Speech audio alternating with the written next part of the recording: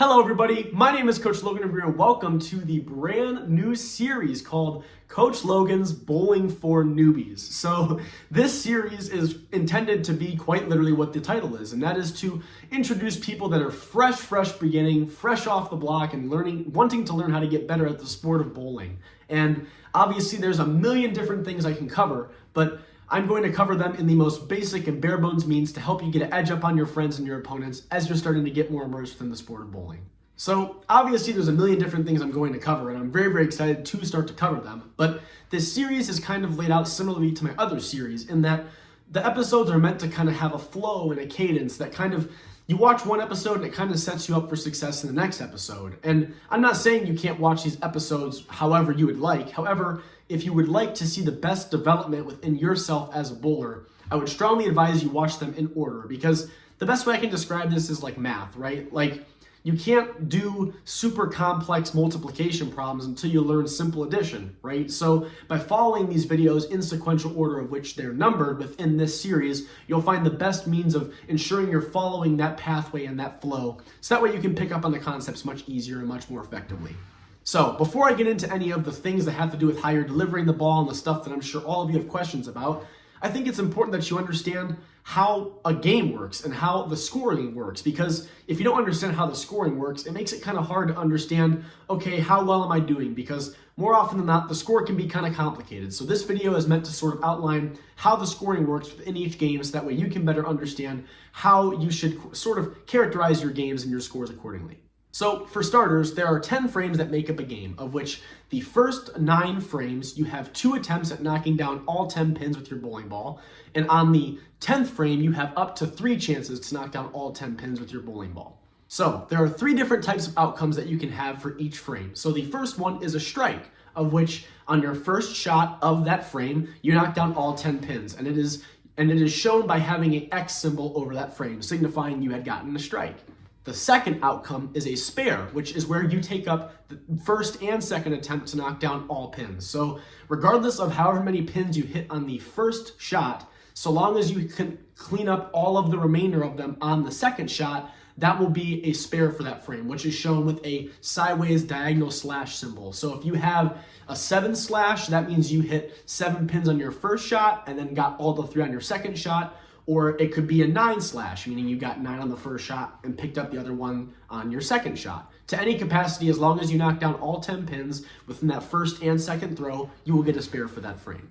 And the third and the worst outcome is to have an open frame where you do not knock down the amount of pins, all 10 pins that are laid out in front of you, whether it be getting an 8 and 1, meaning you only got 9 out of the 10, or a 5 and 2, meaning you only got 7 out of the 10. As long as you are not knocking down all of the pins in that frame, by not getting a strike or spare, you are left with an open. Depending on how well you do that frame, you actually are rewarded with a bonus. So in bare bones, every pin that you're getting is worth a point, right? So whether you get a strike, spare, or an open, however many pins you knock down are 10 points. However, you would want to strike and spare more because they actually give you a bonus that carries over into the following frame or frames.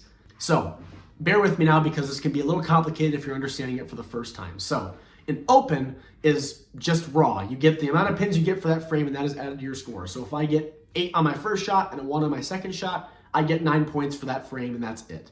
Now, let's say I get a 9 and a spare. I will get my 10 points since I knocked down 10 pins in that frame, plus an additional bonus amount of pins depending on the next shot, how many I throw. So to kind of put an example into this, let's say I get a 9 and a spare. That means I am getting 10 points for that frame, plus what I will be throwing on my next shot. So let's say I get a 9 spare and I throw a 5. That means for that previous frame, I get 15 points since I got that bonus from the 5 pins I had knocked down in the frame following me getting that spare. Plus, I will additionally get the 5 in that frame I got the 5, right? That's why it's a bonus added in for you getting that spare. Now, if it's a strike, it follows this same concept, except you get a bonus for the next 2 shots you throw. So let's say, same concept, instead of getting a 9 spare, I'm getting a strike, and then I get a 5 and a 2. That means I'll get 10 points for my strike, plus the next shot, which was 5, plus the shot following that, which was 2, meaning for that frame, I will receive 17 points, plus the additional 7 from the frame following.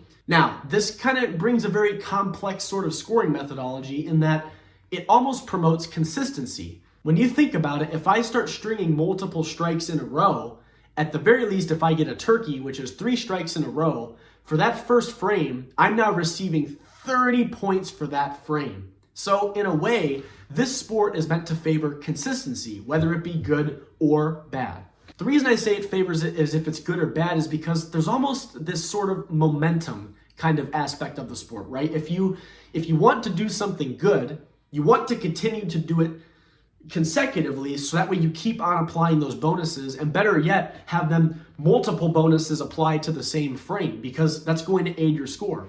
However, if you're going to do something bad, such as leaving multiple opens, ensure you try to leave them in consecutiveness as well, because then you're not losing out on as many points and losing that momentum. Consistency is what drives momentum within the scoring of bowling, right? So bottom line is, folks, if you're going to do something good, continue to do it consecutively. And if you're going to make errors, try to have them be consecutive as well, because the worst thing you can have start to happen is get a strike, open, strike, open, strike, open, because now you're losing those bonus pins going into that next strike you're getting since you had to open the prior frame, versus getting a turkey and then 3 opens, right? So getting 3 strikes in a row and then 3 opens, as opposed to strike, open, strike, open, strike, open.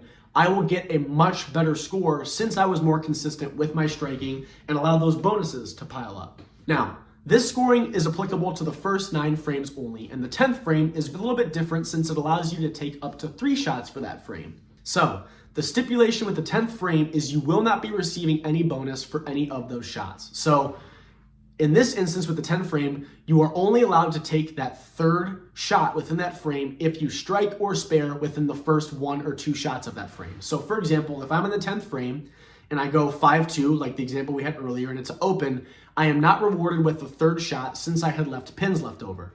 Now, let's say I went 9 spare for that frame, I am now rewarded with a 3rd shot.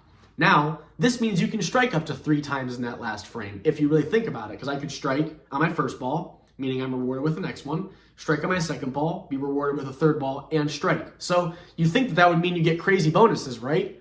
Well, bonuses do not carry within the 10th frame. So if I get 3 strikes in a row, I will get 30 points flat, and that is it. Which is why the maximum score you can receive in bowling is 300 pins, because if we know a strike carries over a bonus within the next 2 frames, if I get a strike in the first frame, strike in the second frame, strike in the third frame, my first frame I will be rewarded with 30 points. And this will continue for all of the first 9 frames, leading you with 270 maximum points you can receive. And now, since we don't get any bonuses in the 10th frame that carry over into our following shots, that means we can only receive 30 raw points from striking 3 times in the 10th frame, meaning 270 points from frames 1 through 9, plus the 30 points in the last frame, will give us 300 maximum points, which is a huge honor score that everyone shoots to strive for to get 300. That is the perfect game within bowling, so to speak. Now, at the end of each of these videos, similarly to my other series, I will have a challenge for all of you. So that way you can promote understanding how this scoring methodology sort of works. There are websites you can go on where you can input scores and it will spit out what the actual score is, right? I can put like, 8-1, strike, 9 spare. I can throw in all that stuff and it will tell me what the score should be. Now, you should do this and see if you can compute it out in your head to know, okay, this is what I am deeming the score would be if this is what the frames look like. And then put it into the program and see if you're getting that same exact score. As always, if any of you have any questions, please do not hesitate to leave a comment below. I think this will be a great series to help get our bowling for newbies off the ground here and get all of you guys as engaged as I can. So again, if you have any questions throughout the entirety of this series, leave a comment. Ask away, visit my community on the homepage, go to my website, check all of it out. I have a bunch of different means of ensuring all of you are getting the adequate amount of development and coaching that all of you are needing. If you enjoy this kind of content, be sure to leave me a subscription and a like. It really, really helps me out, and I will see all of you on the next Bowling for Newbies episode. Wow.